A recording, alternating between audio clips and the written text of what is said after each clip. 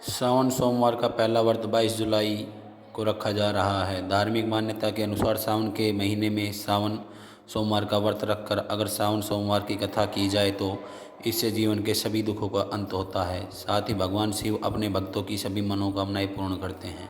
ऐसा माना जाता है कि अगर जीवन में कोई समस्या आ रही है या आर्थिक स्थिति खराब है या करियर में कोई सफलता नहीं मिल रही है तो सावन सोमवार के व्रत करके व्रत कथा पढ़कर जीवन के सभी कष्टों को दूर किया जा सकता है। आइए जानते हैं सावन सोमवार की व्रत कथा के बारे में। राधे राधे दोस्तों, मैं पुनीत कौशिक स्वागत करता हूं आपका मेरे यूट्यूब चैनल ज्योतिष ज्ञान केंद्र में। दोस्तों, यह व्रत लड़कियों के बीच में सबसे लोकप्रिय है क्योंकि वे मनचाहा पति पाने के लिए श्रावण सोमवार का व्रत रखती हैं। यह व्रत सबसे शुभ और पवित्र माना जाता है, इसलिए भगवान का आशीर्वाद पाने के लिए इस व्रत को अवश्य रखना चाहिए। श्रावण सोमवार व्रत कथा। श्रावण सोमवार की कथा के अनुसार अमरपुर नगर में एक धनी व्यापारी रहता था। दूर दूर तक उसका व्यापार फैला हुआ था। नगर में उस व्यापारी का सभी लोग सम्मान करते थे। इतना सब कुछ होने पर भी वह व्यापारी अंतर्मन से बहुत दुखी था क्योंकि उस व्यापारी का कोई पुत्र नहीं था। दिन रात उसे एक ही चिंता सताती रहती थी, उसकी मृत्यु के बाद उसके इतने बड़े व्यापार और धन संपत्ति को कौन संभालेगा। पुत्र पाने की इच्छा से वह व्यापारी प्रति सोमवार भगवान शिव की पूजा व्रत किया करता था। सायंकाल को व्यापारी शिव मंदिर में जाकर भगवान शिव के सामने घी का दीपक जलाया करता था। उस व्यापारी की भक्ति देखकर एक दिन पार्वती ने भगवान शिव से कहा, हे प्राणनाथ, यह व्यापारी आपका सच्चा भक्त है। कितने दिनों से यह सोमवार का व्रत व पूजा नियमित रूप से कर रहा है।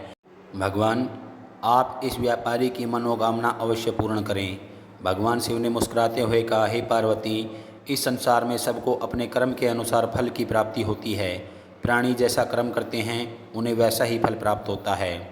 इसके बावजूद पार्वती नहीं मानी। उन्होंने आग्रह करते हुए कहा, नहीं प्राणनाथ, आपको इस व्यापारी की इच्छा अवश्य ही पूरी करनी पड़ेगी। यह आपका अनन्य भक्त है, प्रति सोमवार आपका विधिवत व्रत रखता है और पूजा अर्चना के बाद आपको भोग लगाकर एक समय भोजन ग्रहण करता है। आपको इसे पुत्र प्राप्ति का वरदान देना ही होगा। पार्वती का इतना आग्रह देखकर भगवान शिव ने कहा, तुम्हारे आग्रह पर मैं इस व्यापारी को पुत्र प्राप्ति का वरदान देता हूँ, लेकिन इसका पुत्र 16 वर्ष से अधिक जीवित नहीं रहेगा। उसी रात भगवान शिव ने स्वप्न में उस व्यापारी को दर्शन देकर उसे पुत्र प्राप्ति का वरदान दिया और उसके पुत्र के 16 वर्ष तक जीवित रहने की बात भी बताई। भगवान के वरदान से व्यापारी को खुशी तो हुई, लेकिन पुत्र की अल्पायु की चिंता ने उस खुशी को नष्ट कर दिया। व्यापारी पहले की तरह सोमवार का विधिवत व्रत करता रहा। कुछ महीने पश्चात उसके घर अति सुंदर पुत्र उत्पन्न हुआ। पुत्र जन्म से व्यापारी के घर में खुशियाँ भर गई। बहुत धूमधाम से पुत्र जन्म का समारोह मनाया गया। व्यापारी को पुत्र जन्म की अधिक खुशी नहीं हुई क्योंकि उसे पुत्र की अल्पायु के रहस्य का पता था। यह रहस्य घर में किसी को मालूम नहीं था। विद्वान ब्राह्मणों ने उस पुत्र का नाम अमर रखा। जब अमर 12 वर्ष का हुआ तो शिक्षा के लिए उसे वाराणसी भेजने का निश्चय हुआ। व्यापारी ने अमर के मामा दीपचंद को बुलाया और कहा कि अमर को शिक्षा प्राप्त करने के लिए वाराणसी छोड़ आओ। अमर अपने मामा के साथ शिक्षा प्राप्त करने के लिए चल दिया। रास्ते में जहाँ भी अमर और दीपचंद रात्रि में विश्राम के लिए ठहरते, वहीं यज्ञ करते और ब्राह्मणों को भोजन कराते थे। लंबी यात्रा के बाद अमर और दीपचंद एक नगर में पहुँचे। उस नगर के राजा की कन्या के विवाह की खुशी में पूरे नगर को सजाया गया था। निश्चित समय पर बारात आ गई, लेकिन वर का पिता अपने बेटे के एक आंख से काने होने के कारण बहुत चिंतित था। उसे इस बात का भय सता रहा था कि राजा को इस बात का पता चलने पर कहीं वह विवाह से इनकार न कर दे, इससे उसकी बदनामी होगी। वर के पिता ने अमर को देखा तो उसके मस्तिष्क में एक विचार आया। उसने सोचा, क्यों न इस लड़के को दूल्हा बनाकर राजकुमारी से विवाह करा दूं। विवाह के बाद इसको धन देकर विदा कर दूंगा और राजकुमारी को अपने नगर में ले जाऊंगा। वर के पिता ने इसी संबंध में अमर और दीपचंद से बात की। दीपचंद ने धन मिलने के लालच में वर के पिता की बात स्वीकार कर ली। अब अमर को दूल्हे के वस्त्र पहनाकर राजकुमारी चंद्रिका से विवाह करा दिया। राजा ने बहुत सा धन देकर राजकुमारी को विदा किया।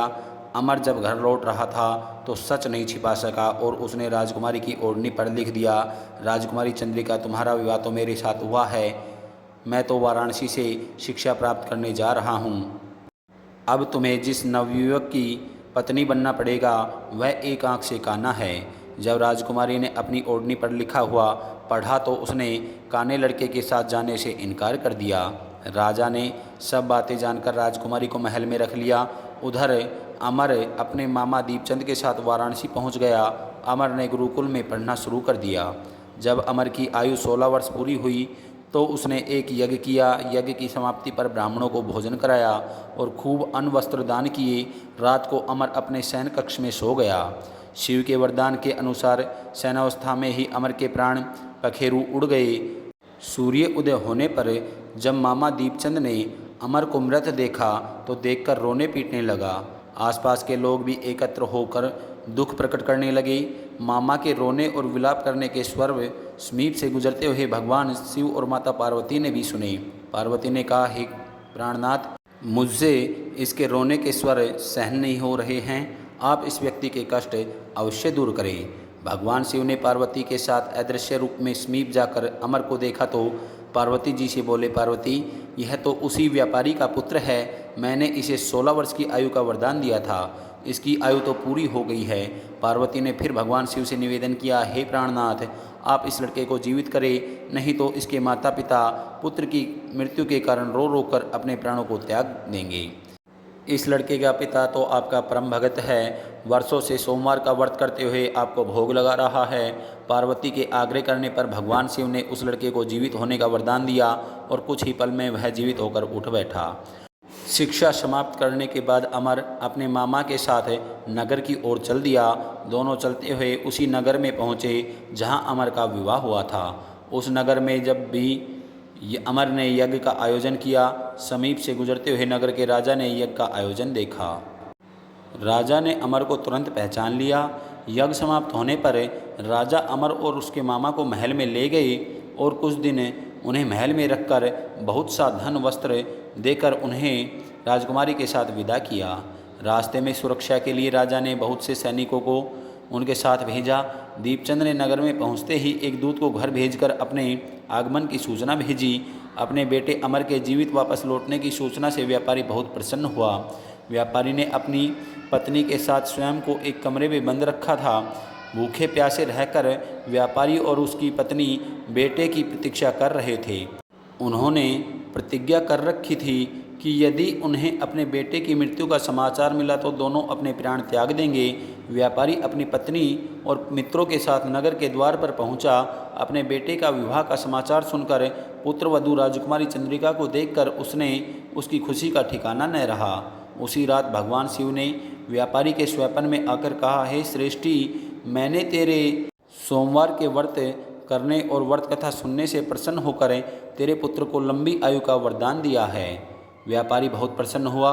सोमवार का व्रत करने से व्यापारी के घर में खुशियाँ लौट आई। शास्त्रों में लिखा है कि जो स्त्री और पुरुष सोमवार का विधिवत व्रत करते हैं और व्रत कथा सुनते हैं, उनकी इच्छाएं जरूर पूरी होती है।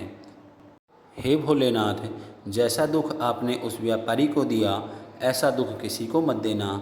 आपने प्रसन्न होकर जैसा वरदान उस व्यापारी के बेटे को दिया, वैसा वरदान सभी को देना। हर हर महादेव दोस्तों, जय भोलेनाथ।